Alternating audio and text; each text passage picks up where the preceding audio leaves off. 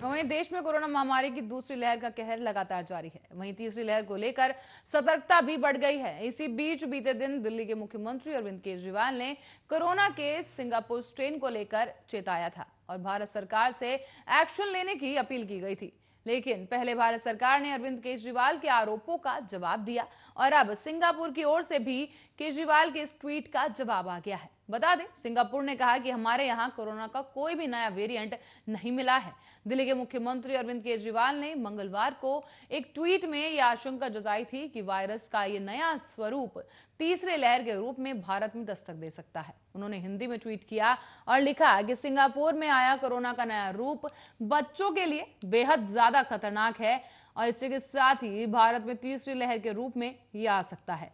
केंद्र सरकार से मेरी अपील है कि सिंगापुर के साथ हवाई सेवाएं तत्काल प्रभाव से रद्द की जाएं और बच्चों के लिए भी टीके के विकल्पों पर प्राथमिकता के आधार पर काम किया जाए।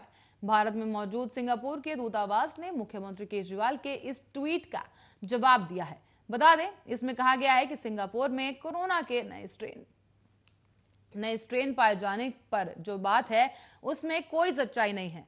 टेस्टिंग के आधार पर पता चला है कि सिंगापुर में कोरोना का B16172 वेरिएंट ही मिला है, जो कि भारत में पैदा हुआ है। इसमें बच्चों से जुड़े कुछ मामले भी शामिल हैं। बता दें, सिंगापुर के स्वास्थ्य मंत्रालय ने यह बयान जारी कर दिल्ली के मुख्यमंत्री अरविंद केजरीवाल के दावों का खंडन किया था। सिंगापुर के दूतावास ने अपने ट्वीट में इस लिंक को भी अटैच किया है। साथ ही आपको बता दें, सिंगापुर से पहले केंद्र सरकार ने केजरीवाल को जवाब दिया है। आपको बता दें, विमानन मंत्री हरदीप सिंह पुरी ने कहा कि सिंगापुर की स्थिति पर केंद्र सरकार की नजर है और अभी एहतियात बरती जा रही है।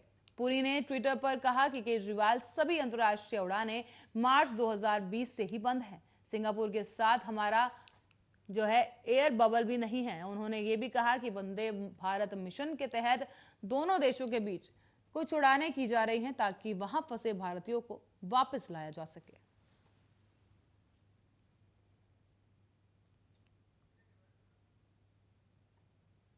रुक करते हैं अगली खबर का, जहां देश में कोरोना वायरस महामारी का कहर बरकरार है। हालांकि अब दिल्ली में, आपको बता दें, महाराष्ट्र और दिल्ली और उत्तर प्रदेश में नए मामलों में गिरावट देखी जा रही है, तो वहीं यूपी में कम केस आने का एक कारण गांव में तेजी से कोरोना पर काबू पाया जाना भी बताया जा रहा है। साथ ही आपको बता दें, राज्य में 4.5 करोड़ टेस्ट में से करीब 3.24 करोड़ टेस्टिंग भी ग्रामीण क्षेत्रों में किए गए हैं और अभी हर रोज ग्रामीण क्षेत्रों में 1 लाख से ज्यादा टेस्ट हो रहे हैं। सरकार ने यह भी बताया है कि 70,000 से ज्यादा निगरानी समितियां गांव में घूम रही हैं और संदिग्ध संक्रमितों की जांच की जा रही है, उन्हें चिन्हित किया जा रहा है और फिर आरआरटी को सूचित कर उनका टेस्ट और मेडिकल किट उपलब्ध कराया जाता है। सरकार ने दावा किया है कि योगी सरकार के रेसिंग टेस्टिंग और ट्रीटमेंट के फॉर्मूले की WHO ने तारीफ की है। सरकार ने यह भी कहा कि पीक के समय में केस 60% कम हुए हैं।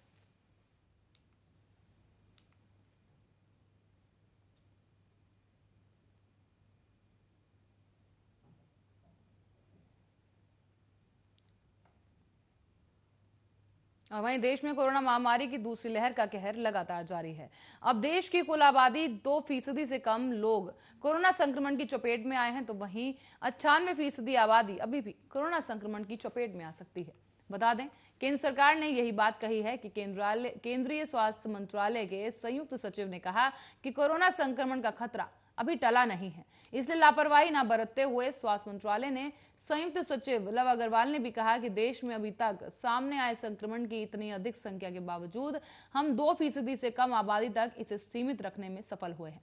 संयुक्त सचिव लव अग्रवाल ने मंगलवार को कहा कि भारत की कुल आबादी के 1.8% लोग ही कोविड-19 से प्रभावित हुए हैं, जबकि 98% आबादी अभी भी कोरोना संक्रमण की चपेट में आ सकती है। खतरा बरकरार है। केंद्र सरकार ने कहा कि पिछले 15 दिनों में उपचाराधीन मामलों की संख्या में लगातार कमी आ रही है, जिसने कहा है कि 3 मई को संक्रमण की दर 17.13% थी, जो कि अब घटकर 13.3% रह गई है।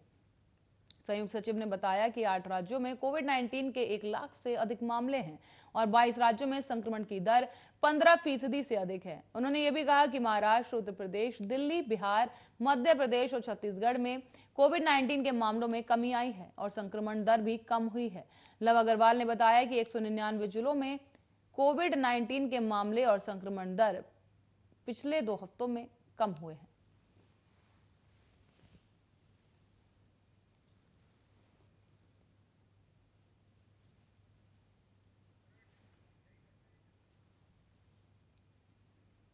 आपको बता दें, कोरोना पर सरकार की तरफ से चुप्पी तोड़ते हुए जो है ताजा आंकड़े यहां पर सामने आए हैं, जहां पर देश में अब तक सिर्फ 2% आबादी को संक्रमण होने की बात कही गई है। इसी के साथ ही ये भी चेतावनी दी गई है कि हालांकि 2% आबादी जो है कोरोना संक्रमण का शिकार है, लेकिन अभी भी 98% लोगों के सर पर कोरोना संक्रमण का खतरा मंडरा रहा है, जिसके चलते कोरोना पर सतर्कता रहने की इस वक्त जरूरत है। देश में अब तक सिर्फ 2% आबादी भले ही कोरोना संक्रमित हुई हो, लेकिन 98% पर अभी भी खतरा बरकरार है। इसी के साथ ही कोरोना का तीसरा स्ट्रेन आने की भी जो है चेतावनी विशेषज्ञों की तरफ से दे दी गई है। हालांकि कुछ राज्य ऐसे हैं जहां पर तीसरे स्ट्रेन के कुछ मामले भी सामने आने लगे हैं और वहीं इस कड़ी में आपको बताते चले, कोरोना से जो मरीज ठीक हुए हैं उनमें भी कई तरह के जो इन्फेक्शन है वो देखे जा रहे हैं, कई तरह के संक्रमण से अभी भी वो ग्रसित हैं। कमजोरी जैसी खबर भी सामने आ रही है। कोरोना मरीजों में कई तरह की जो है कमजोरी सामने आ रही है और उनको समस्याएं देखने को मिल रही हैं, जिसके तहत यूपी सरकार की तरफ से अब उन सभी मरीजों के लिए एक पोस्ट कोविड बेड भी बनाया जाएगा। इसके साथ ही राज्य सरकारें अपने स्तर पर कोरोना संक्रमण की रोकथाम के लिए और मरीजों की देखभाल के लिए काम कर रही हैं। इसी के साथ ही आपको बता दें, DRDO की टीम भी इस जिम्मेदारी के साथ मैदान में कूद पड़ी है और इसके साथ ही देश भर में करीब 500 कोरोना सेंटर बनाए जाने का जो है लक्ष्य रखा गया है, ताकि जल्दी से जल्दी जितने भी कोरोना संक्रमित मरीज हैं उन्हें इलाज मुहैया कराया जा सके। इसी के साथ ही ब्लैक फंगस जैसी समस्या जो अब आम तौर पर देखे जाने लगी है, उसको देखते हुए भी सरकार की तरफ से कहा गया है कि उनके लिए भी अलग से वार्ड बनाए जाएंगे, ताकि मरीजों का इलाज समय रहते किया जा सके और लोगों को बचाया जा सके। बता दें, अभी भी 98% लोगों पर खतरा बरकरार है, जिसे देखते हुए विशेषज्ञों ने चेतावनी दी है। इसी के साथ ही तीसरी लहर को लेकर भी लोगों को चेताया गया है। हालांकि जो संक्रमण दर है वो इस वक्त कम होती जा रही है। पॉजिटिविटी रेट घटकर 13% तक पहुंच गया है और इसी के साथ आपको बता दें, कहीं ना कहीं एक अच्छी खबर है कि अब भारत में रिकवरी रेट में तेजी आई है। लेकिन इसी बीच एक काफी चेतावनी वाली खबर जो सामने आ रही है वो यही है, जो आंकड़े बताते हैं कि जो मृत्यु दर है वो वहीं बना हुआ है। मृत्यु दर को देखते हुए रिकवरी रेट भले ही बेहतर हो रही है, लेकिन इसके बावजूद मृत्यु दर में किसी तरह की कमी नहीं देखी गई है।